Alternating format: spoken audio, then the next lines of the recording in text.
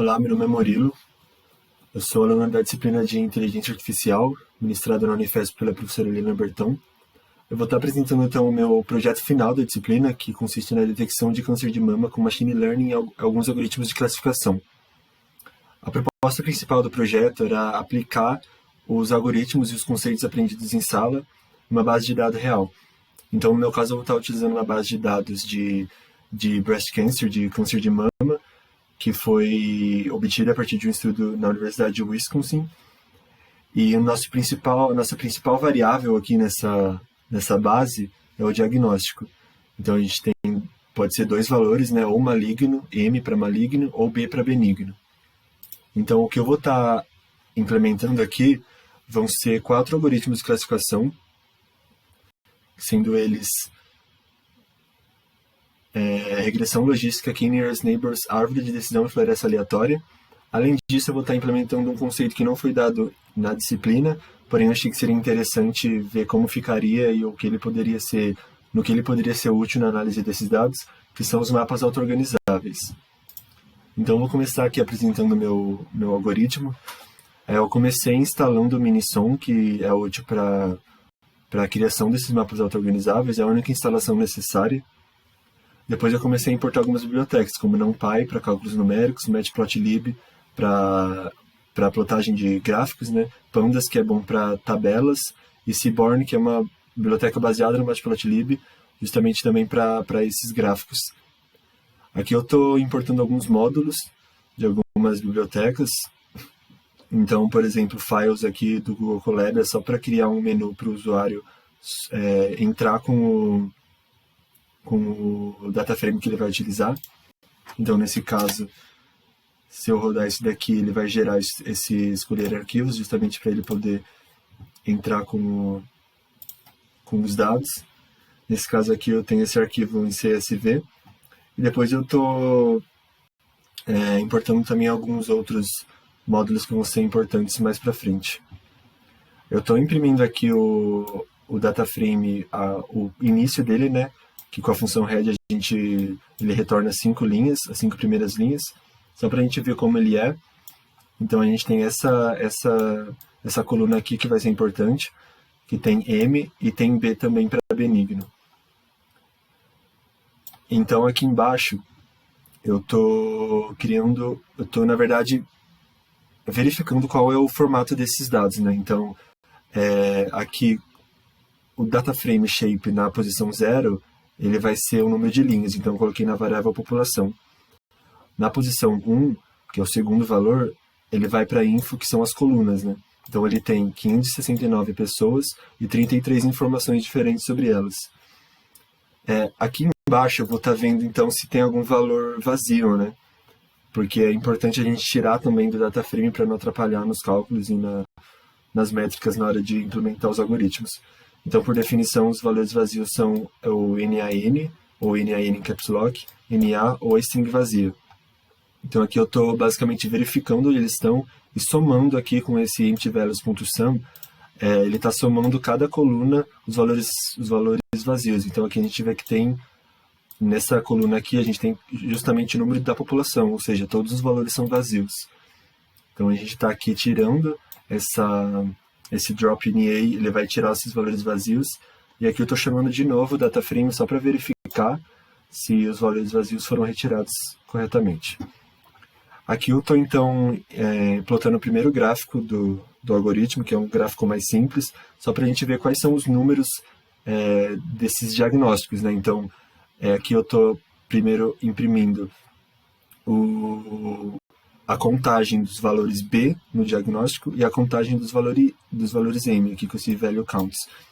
E depois eu estou, com a biblioteca do Seaborn, eu estou criando esse gráfico com esses mesmos valores, só para a gente visualizar em barras, né, como seria em relação à população. Aqui eu estou imprimindo os tipos do data frame. Então a gente tem um ID, que é um inteiro. A partir da terceira coluna, aqui no índice 2, a gente tem valores flutuantes. E o diagnóstico ele é um objeto. O que a gente tem que fazer como a gente tem diagnósticos, são dois valores, né? Então é importante a gente passar para um booleano para a gente poder estar analisando os dados da melhor forma. Então aqui eu estou fazendo isso com esse módulo Label Encoder, que é o módulo que eu importei lá em cima. E aqui eu estou atribuindo 1 para maligno e 0 para benigno. Então eu tenho esse array aqui como os dados. Aqui essa parte do pairplot é um atributo do Seaborn, e eu estou basicamente criando um gráfico com todas essas informações que eu tenho. Então, só que nesse caso aqui, a princípio eu tinha rodado o data frame inteiro, né? Ele gera essa imagem aqui, que é uma imagem bem grande com bastante gráfico, demora mais ou menos 11, 12 minutos para executar.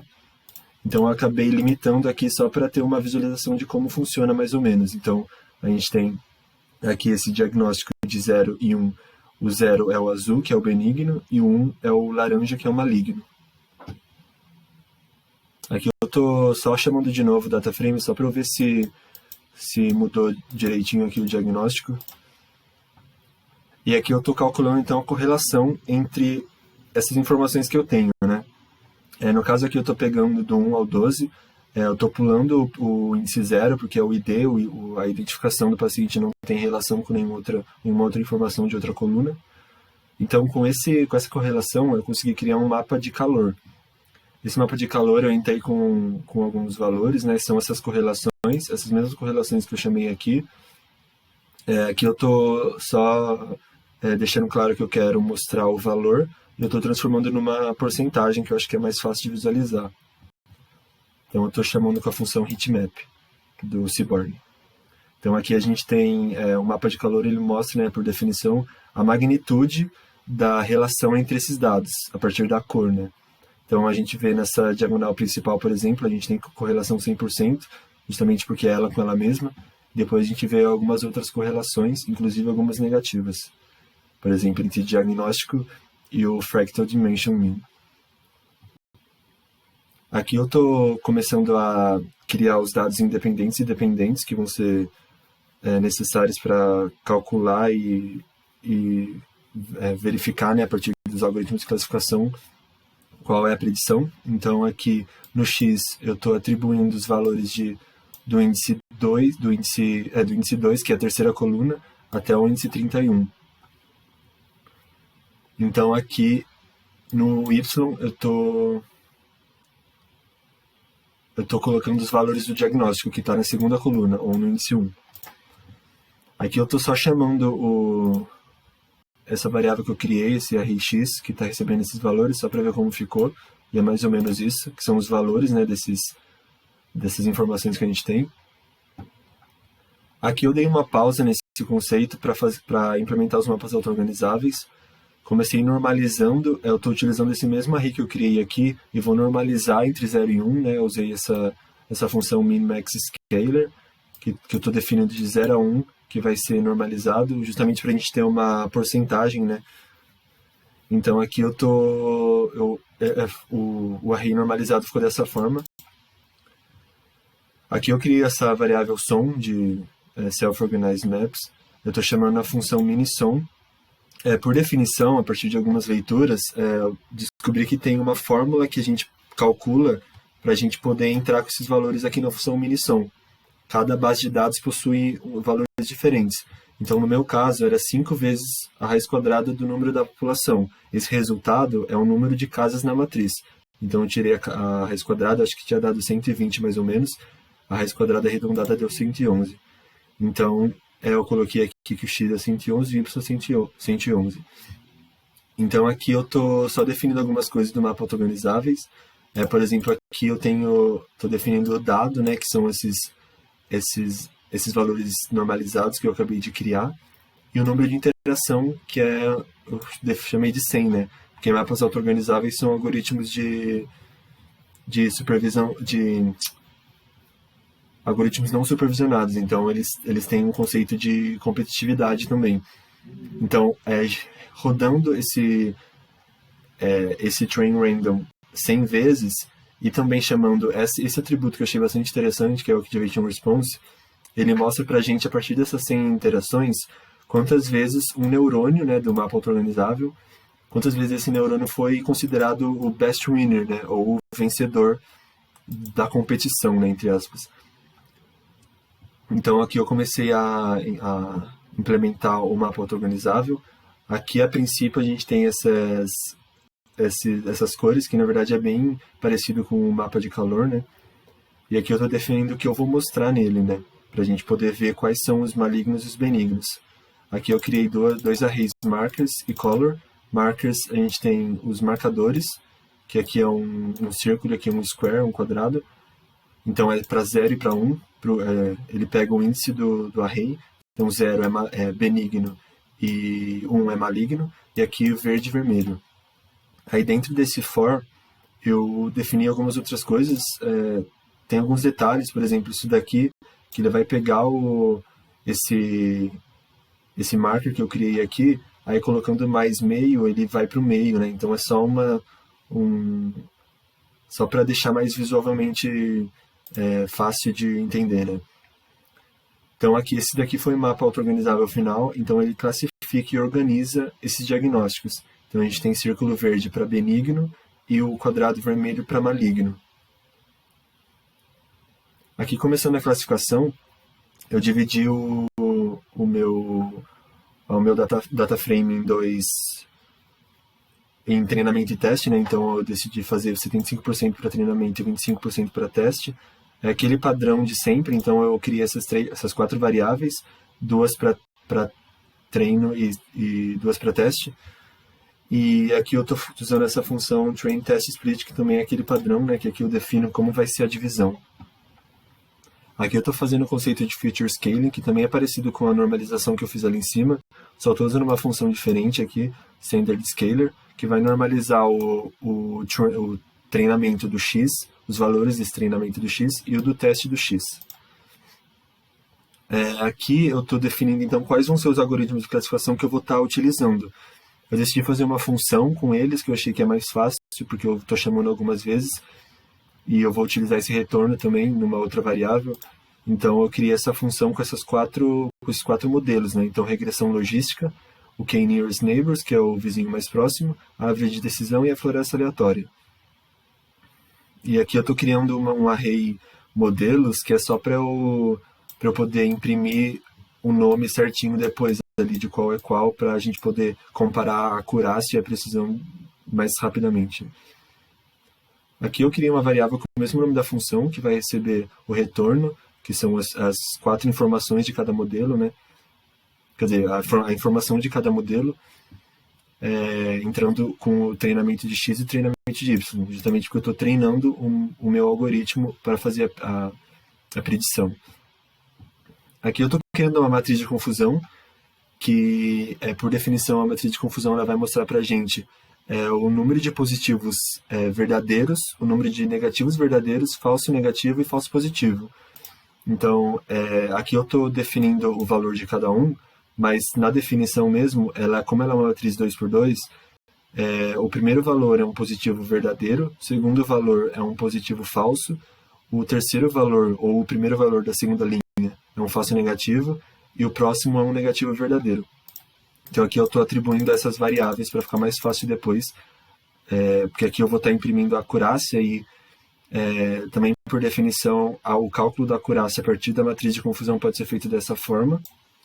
Então aqui eu estou imprimindo a matriz de confusão e esse cálculo de acurácia.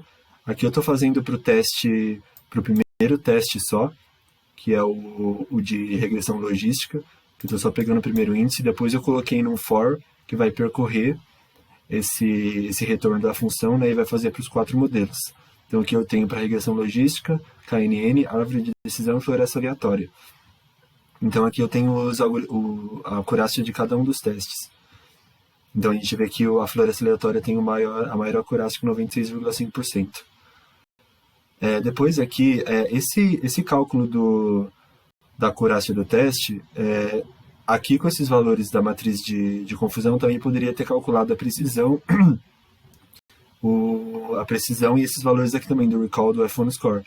Porém eu decidi chamar esses modelos aqui do sklearn para ele calcular também a gente poder comparar, né?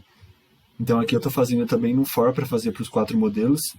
e eu estou imprimindo então para o primeiro modelo, por exemplo, regressão logística, ele tem a precisão, o recall, o F1 score e o suporte. E além disso ele mostra também a acurácia aqui no final, com essa função accuracy score. Então, analisando isso, a gente vê que a acurácia está batendo também, a acurácia que ele retorna com a função da biblioteca sklearn é a mesma do gerado pela matriz de confusão. Então, nesse caso aqui, quando a gente estava treinando, a gente viu que o algoritmo de classificação de melhor resultado é o floresta aleatório com 96,5% de acurácia. Então, a gente vai estar utilizando ele agora.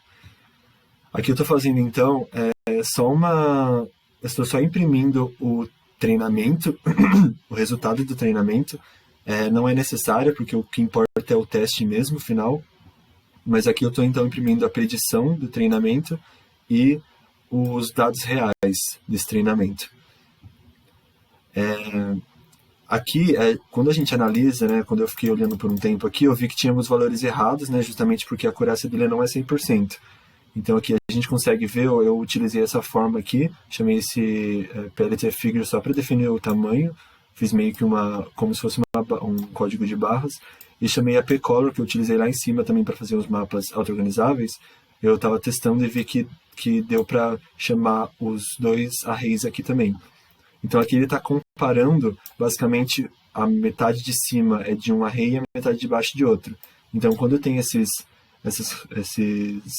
ruídos aqui, quer dizer que tem valores diferentes.